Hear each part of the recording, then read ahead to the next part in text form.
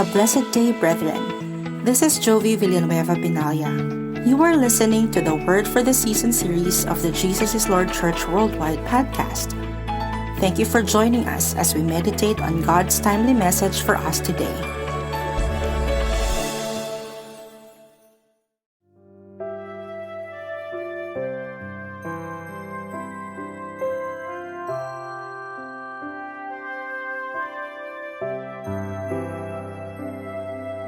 Mapagpala pong araw sa bawat isa at purihin po ang Panginoon sa araw nito na tayo po ay Kanya pong pinagpala na magkasama-sama upang magbulay-bulay o mag-aral ng Kanya pong mga salita. Alam natin, ang salita ng Diyos ay gabay po natin tungo sa katuparan ng layon at plano ng Diyos sa ating pong mga buhay. Ang sabi nga po ang salita ng Diyos ay ang kalooban ng Diyos, at ang kalooban ng Diyos ay ang salita ng Diyos. Kaya kung nais natin masumpungaan at mangyari ang Kanyang plano at layunin sa ating mga buhay, ito'y makikita natin sa Kanyang mga salita. Ang mga salita ng Diyos ang magpapahayag sa atin na maunawaan natin at matupad ang plano ng Diyos sa ating pong mga buhay. Sa araw na ito ay nais ko lamang po magbahagi ng ilang pong mga kapahayagan mula po sa salita po ng Diyos. Sa Matthew chapter 9 verses 35 and 36 at Matthew chapter 14 verses 13 and 14. Ganito po ang sinasabi sa verse 35 and 36 ng Matthew chapter 9. Jesus went through all the towns and villages, teaching in their synagogues, proclaiming the good news of the kingdom and healing every disease and sickness. When he saw the crowds, he had compassion on them because they were harassed and helpless like sheep without a shepherd. And verses 13 and 14 of Matthew chapter 14, when Jesus heard what had happened, he withdrew by boat privately to a solitary place. Hearing of this, the crowd followed him on foot from the towns. When Jesus landed and saw a large crowd, he had compassion on them and healed their sick. Pinagpala po ng Panginoon ang pagkabasa po ng kanyang buhay at banal na salita. Nung earthly ministry ng ating Panginoon at sa tuwing siya ay nagmiministeryo sa napakaraming tao at sila'y kanyang titingnan, sila'y iniyahan tulad ng Panginoon sa mga tupa na walang nagpapastol. As we look at them, he referred these people that are coming to him as a sheep without a shepherd. And because of this, Jesus was moved with compassion.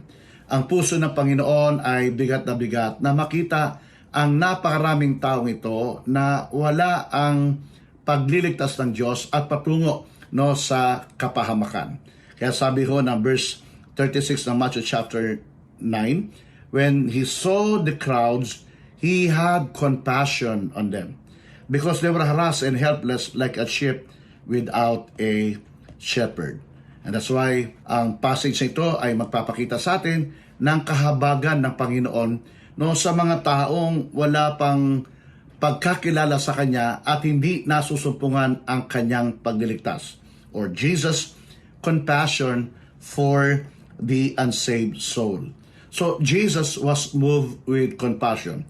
Lost soul moved the Lord Jesus Christ to cry out for them. This lost soul moved our Lord Jesus Christ to seek them and even to save them. Kaya ang sabi ng Bible, as he looked at the crowd, he was moved with compassion, and they were like sheep without a shepherd. And we know a sheep without a shepherd are at the mercy of wolves and bears and any other ravenous beast that would make a meal out of them, na madali para po sa kanila, na sila ay silain, katayin, ng kanila po mga kaaway. At ang tupa na walang nagpapastol, walang direksyon ang kanyang buhay. And that is the very exactly condition ng mga taong walang tunay na pagkakilala sa ating pong Panginoon. People without Jesus, as the shepherd of their soul, are at the mercy of the devil. They are at the mercy of all our enemy. Madali para sa kanila na sila ay ay gibain, sirain ang kanilang buhay ng kaaway, at ang mga tao na wala ang paghahari ng Diyos sa kanilang buhay, ang kanilang buhay ay walang direksyon at patungo sa kawalan. At ito ang kabigatan sa puso ng ating Panginoon, no, nakatotohanan na kalagayan ng tao na patungo sa kapahamakan maliban na masumpungan nila ang pagliligtas ng ating pong Panginoon. Mahal ng Diyos ang lahat ng tao. Sabi ng John 3:16, "For God so loved the world." Mahal ng Diyos ang lahat ng tao. Ang Diyos ay hindi nagtatangi ng tao. Kaya nga ang Panginoon, no, sa kapahayagan ng kanyang pag-ibig, iniwanan niya ang kalangitan, no, hinubad niya ang kanyang mga katangian bilang Diyos at nagkatawang tao, upang sa kanyang pagkakatawang tao ay tunguhin niya ang krus ng Kalbaryo, no, para mamatay, upang sa kanyang kamatayan ang tao na nahulog, no, sa kasalanan, no, at kamatayan ay magkasumpong ng buhay na walang hanggan kay Kristo Jesus. Dahil alam ng Panginoon ang kapahamakan na naghihintay, no, sa mga taong wala ang paghahari ng Diyos sa kanilang buhay. No, madali silang wasakin ng kaaway, at ang pinaka-worst ay ang buhay nila ay patungo sa pangwalang hanggang kamatayan at pagkalayo sa Diyos. Kaya sa pagmamahal ng ating Panginoon, no, bagamat tayong lahat ay hindi karapat-dapat, bagamat ang tao ay hindi po katanggap-tanggap at karapat-dapat sa Diyos, pero nagawa pa ring ibigay, no, ng ating Panginoong Hesus ang kanyang buhay sa krus ng Kalbaryo para sa ating kaligtasan. Ang krus ng Kalbaryo ay kapahayagan ng pag-ibig, no, ng Diyos sa buong sangkatauhan. Kaya sabi ng John 3:16, "For God so loved the world, He gave His only begotten Son." No, ibinigay ang kanyang kaisa-isang bugtong na anak, upang sino mang sumampalataya, no, sa bugtong na anak ng Diyos ay hindi na mapahamak, bagkus makasumpong ng buhay na walang hanggan. And even in Romans chapter 5 verse 8 says, "Now this is how God demonstrated His very love, that even though we were all sinners, Christ still died for all of us." At ito ang pinakamalaking kadahilanan kung bakit ang bugtong na anak ng Diyos, ang Panginoong Hesus, ay iniwanan ang kalangitan, bumaba sa lupa, nagkatawang tao, upang sa kanyang pagkakatawang tao ay minsan ibigay niya ang kanyang buhay bilang kabayaran, no, sa sumpa ng kasalanan, no, na napasailalim ang tao, upang ang tao ay mapanumbalik ng Diyos, mapatawad sa kasalanan, at makasumpong ng kanyang pagliligtas. Dahil alam natin, no, kapag wala ang Diyos sa buhay ng tao, kapag ang tao ay hindi tinanggap, no, ang pagliligtas ng Diyos, ang kanyang buhay ay patungo sa kapahamakan. Kaya ang Panginoon, sa tuwing titingnan niya ang mga tao na wala ang kanyang paghari sa kanilang buhay, hindi nila tinatanggap at nasusumpungan ang pagliligtas ng Diyos, silang lahat ay patungo sa kapahamakan. Kaya nga sabi ng Bible, no, sa pagmamahal ng Diyos sa atin, ibinigay si Jesus sa kanyang bugtong na anak, upang sino mang sasampalataya, no, sa bugtong na anak ng Diyos, ang ating Panginoong Hesus ay wala na sa kapahamakan, o hindi na siya mapapahamak, bagkus meron siyang buhay na walang hanggan. Ang tao na patungo sa kapahamakan ay makasusumpong ng kapatawaran sa kanyang kasalanan at makatatanggap ng kaligtasan sa pamamagitan ng kanyang pananampalataya sa ating Panginoong Hesus. Dahil ang kaparaanan lamang ng Diyos para sa kaligtasan ng sangkatauhan ay sa pamamagitan lamang, no, ng sakripisyo na ibinigay ng kanyang bugtong na anak, na sasampalatayanan ng tao at sa kanyang pananampalataya, no, sa bugtong na anak ng Diyos, sa ating Panginoong Hesus, na nagbuwis ng kanyang buhay, na siya na dating nasa ilalim ng sumpa ng kamatayan, no, at kasalanan, ay magkakaroon ng kalayaan, kapatawaran, no, at magmamana ng buhay na walang hanggan. Bakit tayo ay tinuring ng Panginoon na parang mga tupa, no, na walang nagpapastol, at patungo, no, ang ating buhay sa kapahamakan? Bakit? Kasi ang sabi ng Bible, ang lahat ng tao ay nagkasala. Romans 3:23, ang lahat ay nagkasala, hindi nakaabot sa panuntunan ng Diyos. Ibig sabihin, walang exempted. Lahat ng tao makasalanan, no? Sabi ng Romans chapter 3 verse 10, walang taong mabuti, wala maski isa. So ang lahi ng tao ay makasalanan, ang dugong na nananaligtay sa atin ay dugong makasalanan, kaya tayong lahat ay makasalanan, sabi ng Romans chapter 5 verse 12.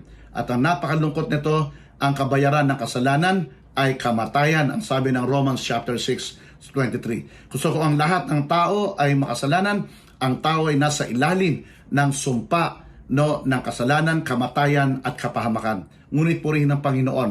Ang sabi ng Biblia sa Romans 6:23, kung ang kabayaran ng kasalanan ay kamatayan, ang regalo ng Diyos ay buhay na walang hanggan kay Kristo Jesus. So kung ang tao ay patungo sa kapahamakan, bunga ng kanyang kasalanan, sa pagmamahal ng Diyos, ibinigay ang kanyang bugto na anak, ang ating Panginoong Jesus, na nagbayad ng kasalanan ng lahi ng tao, tinungo ang krus ng Kalbaryo upang mamatay, upang sa kanyang kamatayan ng tao na nasa ilalim ng sumpa ng kamatayan ay makasumpong ng buhay na walang hanggan at kaligtasan kay Kristo Jesus. Kaya sa kahabagan ng ating Panginoon, sa kanyang pagmamahal sa atin, nagawa niyang iwanan ang langit at naparito sa lupa at magkatawang tao, upang sa kanyang pagkakatawang tao siya ay magbuwis ng kanyang buhay bilang kabayaran sa kasalanan ng lahi ng tao. Ang pagmamahal ng Diyos ang umabot sa atin upang tayo ay mapanumbalik sa Diyos at makasumpong ng kanyang pagliligtas. At kaya tayo dapat nating madama ang ganong klase ng kahabagan ng ating Panginoon. Na makita natin na mga tao na walang pagkakilala sa Diyos, na mga tao na hindi nagsusuko ng kanilang buhay sa pagliligtas ng Diyos, sila'y patungo sa kapahamakan. At naisin natin sa ating buhay na tayo gawing instrumento ng ating Panginoon upang magpahayag sa kanila ng pagmamahal ng Diyos, upang ipahayag natin ang makapangyarihang salita ng ating Panginoon na magbubunga ng pananampalataya sa ating Panginoong sustungo sa kanilang kaligtasan. Naalala ko sabi ni Pablo sa Romans chapter 1 verse 16, "For I am not ashamed of the gospel of Christ, for this is the power of God unto salvation to those who will believe." Ang salita ng Diyos ay kapangyarihan ng Diyos na magliligtas sa kanila na sasampalataya. Kaya tayo na nakasumpong ng pagliligtas ng Diyos ay magkaroon rin ng ganong klase ng kahabagan sa maraming tao, na alam natin na kapag sila ay hindi nakasumpong ng kaligtasan ng Panginoon, kapag hindi nila tinanggap si Kristo Jesus bilang Panginoon tagapagligtas ng lang buhay, silang lahat ay patungo sa kapahamakan at mawawalay sa Diyos magpawalang hanggan. This is a very right time for all of us to be used by the Lord in proclaiming the gospel of love and salvation to these people. Let us reach them and bring them to the Lord Jesus Christ. Let us witness to them our Lord Jesus Christ. Na ang ating Panginoon sabi na siya lang ang daan, buhay at katotohanan. Walang makaparoroon sa Ama kundi sa pamamagitan niya. Ibahagi natin ng kaparaanan lamang ng Diyos para sa kanilang kaligtasan ay walang iba kundi ang kanilang pananampalataya sa ating Panginoong Jesus. Kung paano sinabi ng Romans chapter 10 verse 13, sila na tumatawag sa pangalan ng Panginoon ay maliligtas. Ikalawa, sabi po ng verse 14 ng Matthew chapter 14, "And he was moved with compassion toward them and healed their sick." First, Jesus' compassion for the lost or unsaved soul. Second is Jesus' compassion to heal the sick. Jesus loves the sick people as he also loved those who are well, but he was moved with that inward affection toward the sick people. Kung paano ang ating Panginoon ay galit sa kasalanan, ang Panginoon ay galit din sa lahat ng uri ng sakit at karamdaman. Ang kaligtasan na ino-offer ng Panginoon sa atin ay hindi lamang kaligtasang espiritual, maging kaligtasan sa sumpa ng sakit at karamdaman. Ang sakit at karamdaman ay dumating sa buhay ng tao na ang tao ay mahulog sa kasalanan. Hindi kalooban ng Diyos ng tao ay maging alipin ng sakit at karamdaman. Kaya naparito ang ating Panginoon upang tayo ay iligtas, hindi lamang sa katiyakan na kapahamakan bunga ng ating kasalanan, kundi iligtas rin tayo maging sa sumpa ng sakit at karamdaman. At tayo nasasampalataya sa ating Panginoon bilang Diyos sa tagapagligtas ng ating buhay ay hindi na nasa ilalim ng sumpa ng kasalanan at ng kamatayan, at hindi rin tayo nasa ilalim ng sumpa ng sakit at karamdaman. Ang sabi ng Bible, sa lahat ng latay na tinamo ng katawan ng ating Panginoong Hesus, tayong lahat ay meron pong kagalingan. That's why during the earthly ministry of our Lord Jesus Christ, He was often confronted with sick people. Okay? Katulad ng ating binasa, while He was at the desert, the multitudes followed Him. At doon sa desierto na yon, sa desierto na kinalalagyan nila, ang sabi ng Bible, nang makita ng Panginoon ng mga taong ito, naawa ang ating Panginoon at pinagaling ang lahat ng uri ng sakit at karamdaman. Ang sabi po ng Bible, hindi lamang po marami ang pinagaling ng Panginoon, kundi pinagaling niya ang lahat ng uri ng sakit at karamdaman na nagpapahayag lamang sa atin. Na hindi kalooban ng Diyos na ang tao ay alipin ng sakit at karamdaman, kundi kalooban ng Diyos na ang tao ay makasumpong ng kompletong pagliligtas ng Diyos, pagliligtas sa katiyakan ng kanyang kapahamakan at kaligtasan maging sa sumpa ng sakit at karamdaman. At kung tayo ay lalapit lamang at mananampalataya sa ating Panginoon, mula sa kalangitan, tayo ay kayang abutin ng ating Panginoon at padaluin ang himala ng kagalingan sa lahat ng uri ng sakit at karamdaman. Dahil sa krus ng Kalbaryo ay binayaran ng ating Panginoon hindi lamang ang sumpa ng sakit, ang sumpa ng kasalanan, kundi binayaran din ng Panginoon at tayo iniligtas maging sa sumpa ng sakit at karamdaman. That's why Jesus Christ also came to take away our sins and to take also away our sickness. Sabi po ng Isaiah chapter 53 verse 5, but He was wounded for our transgression, He was bruised for our iniquities, the chastisement for our peace was upon Him, and by His stripes we are healed. Sa krus na Kalbaryo, ng ibayubay ng Panginoon ng kanyang katawan, ang kanyang katawan na nakaranas ng lahat ng latay nito, sabi ng Bible, sa bawat latay, sa bawat sugat ng katawan ng ating Panginoon, tayong lahat ay nagkaroon ng kagalingan. So all those wounds and stripes on the body of our Lord Jesus Christ represent sickness and diseases. And sabi ng Bible, by the wounds of Jesus, we are all healed. Kapag ang buhay natin ay ibinigay natin sa ating Panginoon, tinanggap natin siyang bilang Diyos sa tagapagligtas ng ating buhay, hindi na tayo alipin ng kasalanan at ng kamatayan, at hindi na rin tayo alipin ng sumpa ng sakit at karamdaman, dahil sa krus sa Kalbaryo, tayong lahat ay pinalaya at iniligtas ng ating pong Panginoon. Sabi ng Psalms 103 verses 2 and 3, bless the Lord, O my soul, and forget not all His benefits, who forgive all our iniquities, who heal all your diseases. So therefore, ang sinasabi ng Bible, ang ating Panginoong Hesus ay namatay sa krus na Kalbaryo, hindi na niya lamang binayaran ang sumpa ng kasalanan at upang tayo makasumpong ng kapatawaran, kundi sa krus ng Kalbaryo, binayaran din ng ating Panginoon ang presyo ng sakit at karamdaman, at tayong lahat na sumampalataya at sasampalataya sa Kanya ay makasusumpong ng kompletong kaligtasan sa sumpa ng kasalanan at kamatayan, at maging kaligtasan sa lahat ng uri ng sakit at karamdaman. Kaibigan, kapatid, sa oras na ito na maaring sa kauna-unang pagkakataon ikaw ay nakapakanood at nakapakinig ng pangangaral ng salita ng Diyos, mahal ka ng ating Panginoon. Ang Panginoon ay nagpapahayag ng kanyang kahabagan na nais kanyang maligtas sa lahat ng uri ng kasalanan at uri ng sakit at karamdaman. Ang tanging gagawin mo lamang ay sumampalataya ka sa ating Panginoon. Aminin mo na kailangan mo ng isang tagapagligtas. Pagbuksan mo siya ng iyong puso, tanggapin mo siya bilang Panginoon at tagapagligtas ng iyong buhay. Ang sabi ng Bible, sila na tumatawag sa pangalan ng Panginoon ay makasusumpong ng kaligtasan.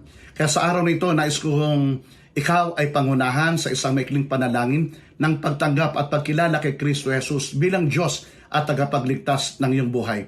At ang panalangin ito ay gawin mo ng buong puso at ang ating Panginoon mula sa kalangitan, sa kanyang trono, ikay pakikinggan, kanyang ikay aabutin, at bibigyan ka ng katiyakan ng kaligtasan, buhay na walang hanggan, at palalayain ka maging sa anumang uri ng sakit at karamdaman.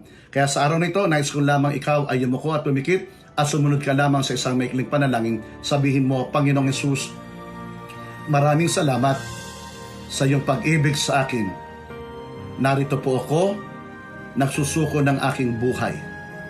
Lumalapit sa iyo, nagpapakumbaba, humihingi ng kapatawaran sa lahat ng aking mga kasalanan. At sa mga oras pong ito, ako'y nagpapasalamat sa kalinisan ng aking puso sa pamamagitan ng iyong banal na dugo. At sa mga oras din po ito, nagbubukas ako ng aking puso, tinatanggap kita bilang aking Diyos at tagapagligtas ng aking buhay. Salamat po sa aking kaligtasan at buhay na walang hanggan. Kay Kristo Jesus itong aking dalangin. Amen. Ako na lamang po ang mananalangin at magkaisa tayo sa pananampalataya. Kung tayo po ay ngayon ay nasa banig ng karamdaman, no, ang Diyos ay Diyos na mahimala, no, at sa Kanya walang imposible, no, lahat ng imposible sa atin ay posible sa Panginoon, at mula sa kalangitan kayang kaabutin ng Panginoon at padaluin ang Kanyang kagalingan. Tayo manalangin. Dakilang Diyos, maraming salamat sa himala ng kaligtasan na aming nasupungan sa aming pananampalataya kay Kristo Jesus. At salamat rin po, Panginoon, sa isang katotohanan ng kaligtasan na aming nasupungan ay kumpletong kaligtasan. Kaligtasan mula sa sumpa ng kasalanan at kamatayan, kaligtasan mula sa sumpa ng kahirapan, kaligtasan maging sa sumpa ng sakit at karamdaman.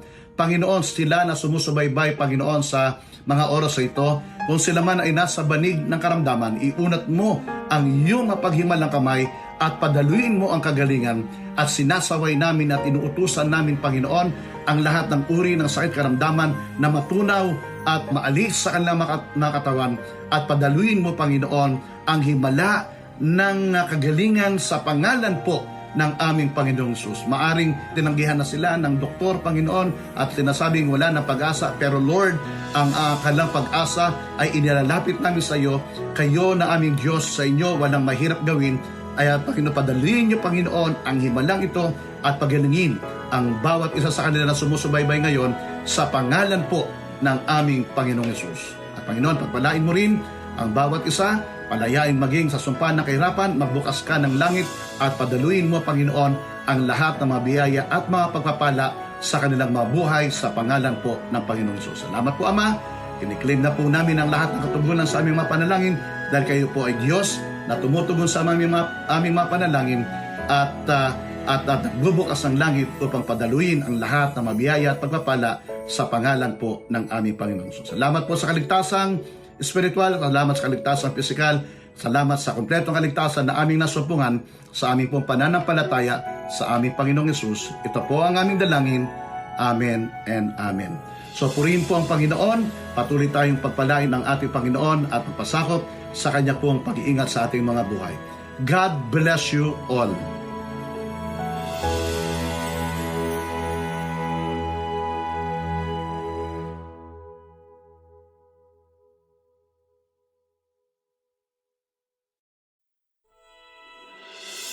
Thank you so much for listening to the Jesus is Lord Church Worldwide podcast. Please subscribe to this podcast so you won't miss a single episode. To know more about the JIL ministry, please visit jilworldwide.org. Until next time, God greatly bless you.